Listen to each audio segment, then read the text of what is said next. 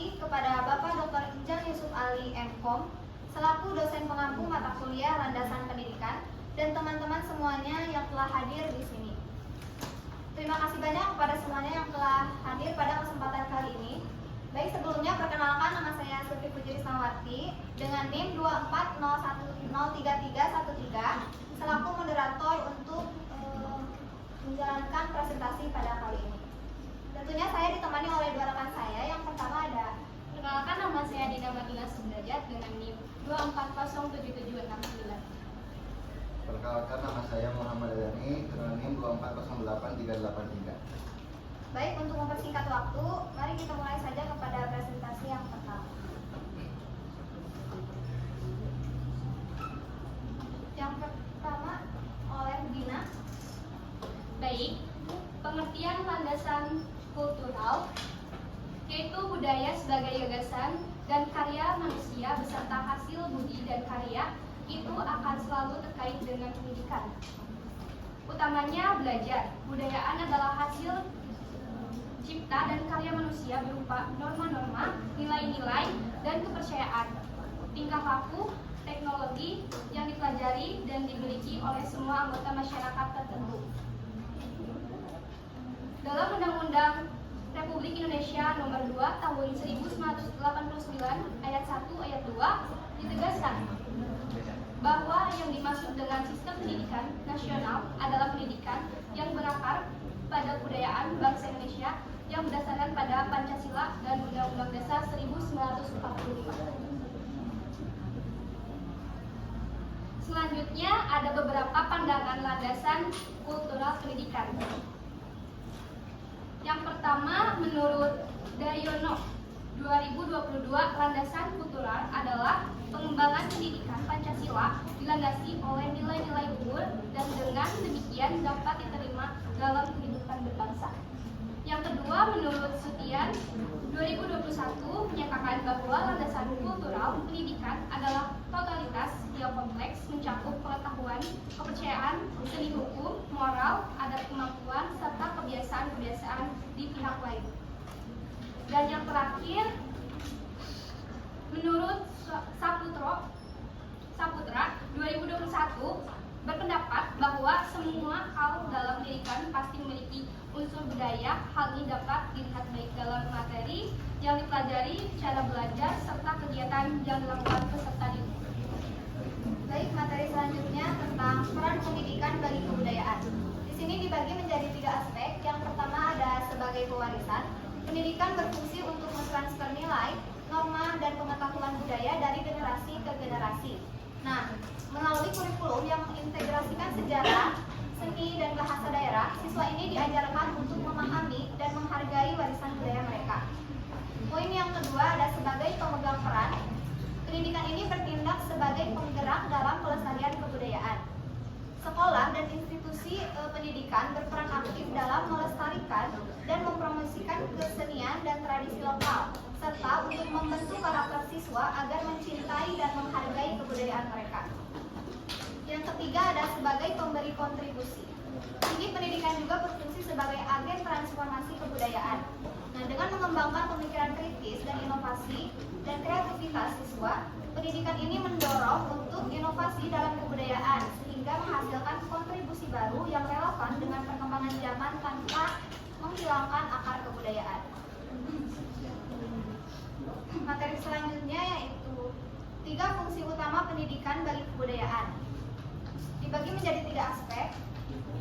Yang pertama ada penyalur kebudayaan, transmisi. Ini juga sama dengan yang tadi tentang pendidikan ini berperan sebagai saluran untuk mentransfer nilai, norma, dan pengetahuan budaya dari generasi ke generasi. Yang kedua ada pelestarian kebudayaan. Pendidikan ini menjaga dan melestarikan kebudayaan dengan memperkenalkan budaya lokal dalam proses pembelajaran. Dan yang terakhir ada pengembang kebudayaan atau transformasi. Ini juga sama seperti yang tadi, pendidikan ini berfungsi sebagai agen perubahan untuk mengembangkan dan mengadaptasi kebudayaan sesuai dengan perkembangan zaman. Selanjutnya adalah cara mewariskan kebudayaan dalam pendidikan. Yang pertama, mengintegrasikan budaya dalam kurikulum. Di bisa kita lakukan dengan mengajarkan nilai-nilai budaya. Pendidikan merupakan salah satu cara yang efektif untuk mentransfer nilai-nilai budaya kepada generasi selanjutnya. Pendidikan juga dapat mengenalkan dan mengajarkan tentang suku bangsa, kesenian lokal, bahasa daerah, kesenian lokal, bahasa dari daerah, tarian adat, dan lain sebagainya. Yang kedua, kegiatan ekstrakurikuler budaya. Di sini juga bisa kita memasukkan dalam kegiatan ekstrakurikuler budaya dengan memasukkan warisan budaya ke dalam ekstrakurikuler tersebut. Ini juga dapat melestarikan kekayaan budaya, membangun identitas bangsa, dan memperkuat persatuan dalam keragaman. Yang ketiga, pertunjukan dan pengenalan budaya di sekolah atau mengadakan pertunjukan dan pameran. Ini dapat kita adakan pertunjukan seni budaya dan pameran karya seni. Siswa dapat memberikan kesempatan bagi siswa untuk mengekspresikan kreativitas dan berbagai pengetahuan tentang kebudayaan. Yang terakhir, mengajak anak didik membuat kreasi budaya. Kita dapat menyusun modul atau membuat modul yang dapat dijadikan acuan dalam pelaksanaan pendidikan warisan tersebut. Nah, hal tersebut menjadikan pendidikan dan kebudayaan memiliki hubungan yang erat, sehingga pendidikan dapat menjadikan salah satu media untuk melestarikan budaya. Selanjutnya, peran landasan kultural dalam pendidikan bagi remaja. Poin pertama ada identitas budaya. Pendidikan yang berakar dan kultural membangun remaja memahami dan menghargai identitas budaya mereka. Ini bisa memperkuat rasa percaya diri dan memberi mereka rasa berhubungan dengan komunitas. Yang kedua, nilai dan etika. Landasan kultural juga dapat memberikan nilai-nilai dan etika yang diperlukan dalam kehidupan sehari-hari. Misalnya ajaran tentang gotong royong, penghormatan kepada orang tua, dan toleransi. Yang ketiga ada pemahaman multikultural. Dengan pemahaman multikultural, kita dapat mengenal berbagai budaya. Pendidikan bisa mengajarkan remaja tentang keragaman dan pentingnya saling menghormati yang sangat penting dalam masyarakat global saat ini. Yang ketiga, ada pengembangan kreativitas. Pengembangan kreativitas ini juga dapat memberikan sumber inspirasi bagi seni dan kreativitas.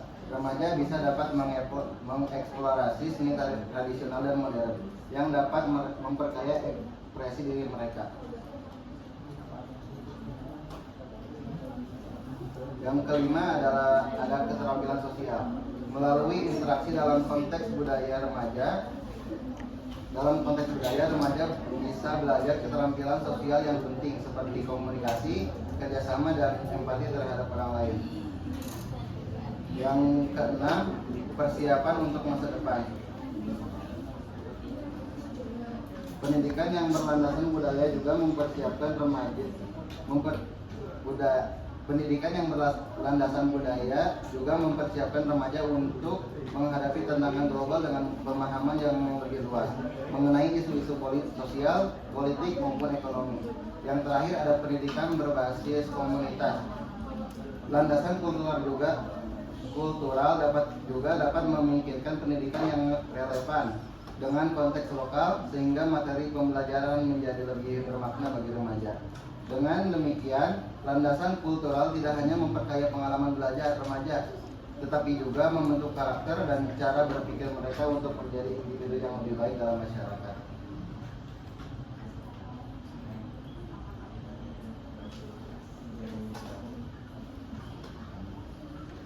Yang selanjutnya ada kompetensi kultural dan dapat dibentuk oleh 4 faktor. Yang pertama ada penguasaan pengetahuan. Yang kedua ada daya kritis atau berpikir kritis, dan yang ketiga ada kemampuan mengembangkan sesuai pengetahuan.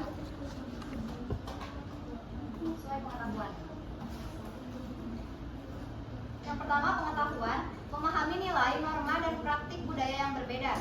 Ini termasuk sejarah, bahasa, dan kebiasaan masyarakat lain. Yang kedua ada sikap, memiliki sikap terbuka dan menghargai perbedaan budaya. Keterbukaan untuk belajar dari budaya lain sangat penting. Yang ketiga ada keterampilan, mampu berinteraksi secara efektif dengan orang lain dengan latar belakang budaya yang berbeda. Ini mencakup keterampilan komunikasi dan empati. Yang keempat ada pengalaman, mengalami secara langsung interaksi dengan berbagai budaya melalui perjalanan, komunitas, atau pendidikan. Pengalaman ini membantu memperdalam pemahaman dan keterampilan. Keempat faktor ini saling berkaitan dan berkontribusi pada pengembangan kompetensi kultural seseorang. Baik, karena materi sudah kami paparkan, langsung saja masuk ke sesi tanya jawab untuk 3 orang penanya tercepat. Saudara dari kelompok 13. Izin bertanya, bagaimana kita sebagai pihak sekolah bisa menciptakan lingkungan yang ramah bagi semua siswa yang memiliki keberagaman budaya? Terus tadi kan sempat dicontohkan salah satu cara mewariskan budaya di dalam pendidikan itu dengan ekstrakurikuler budaya. Nah, namun biasanya setelah sekolah-sekolah di Jawa Barat, khususnya di Sumedang itu mengadakan ekstrakurikuler budayanya lebih banyak atau bahkan selalu budaya Sunda, betul kan?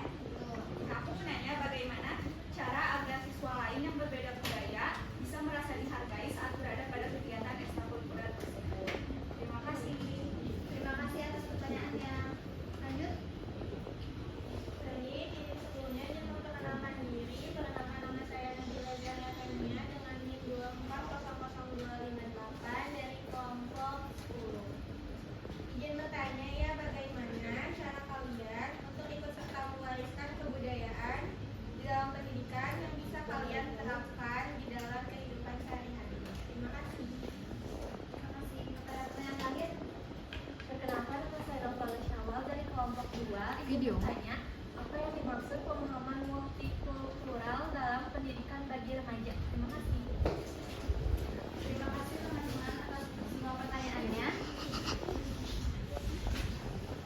Izinkan kami untuk menjawab berdiskusi terlebih dahulu. Baik, terima kasih kepada teman-teman yang sudah bertanya. Izinkan kami menjawab ketiga pertanyaan tersebut. Yang pertama, pertanyaan dari Hadiza akan dijelaskan oleh Muhammad Adani. Izin menjawab untuk tadi pertanyaannya, bagaimana kita sebagai pihak sekolah bisa menciptakan lingkungan yang ramah bagi semua siswa yang memiliki beragam budaya. Untuk jawabannya adalah untuk menciptakan lingkungan sekolah yang ramah bagi semua siswa dengan keberagaman budaya. Sekolah perlu menerapkan pendekatan yang inklusif sebagai salah satu cara adalah melalui pendidikan multikultural yang mengajarkan siswa tentang berbagai budaya di Indonesia sehingga setiap siswa merasa budayanya dihargai. Selain itu juga sekolah bisa menawarkan kegiatan ekstrakurikuler yang tidak hanya berfokus pada budaya Sunda, tetapi juga budaya lain, misalnya dengan mengadakan klub bahasa, seni, atau kuliner dari berbagai daerah sehingga siswa dengan latar belakang budaya berbeda dapat berkontribusi dan merasa diakui. Sekolah juga bisa menyelenggarakan festival budaya yang menampilkan tradisi dari berbagai daerah sebagai platform untuk saling berbagi. Melibatkan siswa dalam diskusi atau dialog tentang keberagaman juga membantu membangun rasa saling menghormati. Di samping itu juga penting untuk memastikan lingkungan yang aman dan bebas dari diskriminasi serta memberikan pelatihan kepada guru dan siswa tentang pentingnya menghargai perbedaan. Dengan cara ini siswa yang berasal dari latar belakang budaya lain akan merasa dihargai dan nyaman, terutama saat mengikuti kegiatan ekstrakurikuler yang mengangkat budaya tersebut.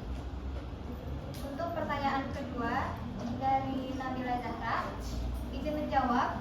Pertanyaannya tentang bagaimana cara kami untuk ikut serta mewariskan kebudayaan di dalam pendidikan yang bisa kami terapkan dalam kehidupan sehari-hari. Izin menjawab, bagi kami ikut serta mewariskan kebudayaan dalam pendidikan dan kehidupan sehari-hari dengan mengintegrasikan nilai-nilai budaya dalam aktivitas harian seperti bisa dengan gotong royong dan sikap hormat terhadap sesama. Nah, selain itu, kelompok kami juga dapat mengadakan kegiatan kebudayaan di sekolah seperti festival seni atau pementasan tari tradisional, serta mempelajari dan mengajarkan bahasa daerah untuk melestarikan bahasa lokal. Memanfaatkan teknologi dengan membuat konten edukatif tentang budaya, di media sosial juga dapat membantu mempromosikan budaya daerah. Di samping itu, praktik langsung dengan adat dan tradisi lokal seperti mengenakan pakaian adat saat perayaan tertentu dan juga dapat memperkuat ketertarikan terhadap budaya dalam kehidupan sehari-hari. Sudah cukup? Terima kasih. Pertanyaan ketiga dari Nova akan dijawab oleh Tina. Baik, tadi itu pertanyaannya apa yang dimaksud pemahaman multikultural dalam pendidikan bagi remaja ya? Jadi, pemahaman multikultural dalam pendidikan bagi remaja adalah proses mengajar pentingnya menghargai dan memahami keragaman budaya, etnis, agama, serta identitas sosial. Pendidikan ini membantu remaja menyadari bahwa perbedaan bukanlah hal negatif, melainkan kekayaan yang dapat memperkaya pengalaman hidup. Dengan pendekatan ini, remaja diajak untuk mengembangkan sikap inklusif, mengurangi diskriminasi, dan lebih terbuka terhadap pandangan serta pengalaman orang lain. Selain itu, pemahaman multikultural membekali mereka dengan keterampilan sosial yang diperlukan untuk hidup dalam masyarakat yang semakin beragam. Kesimpulan dalam presentasi kali ini yaitu landasan kultural adalah landasan pendidikan yang berakar pada kebudayaan bangsa Indonesia. Sedangkan kebudayaan adalah hasil cipta dan karya manusia berupa norma-norma, nilai-nilai, kepercayaan, tingkah laku, dan teknologi yang dipelajari dan dimiliki oleh semua anggota masyarakat tersebut. Baik, cukup sekian presentasi dari kelompok 8. Mohon maaf apabila ada perkataan yang kurang berkenan. Wassalamualaikum warahmatullahi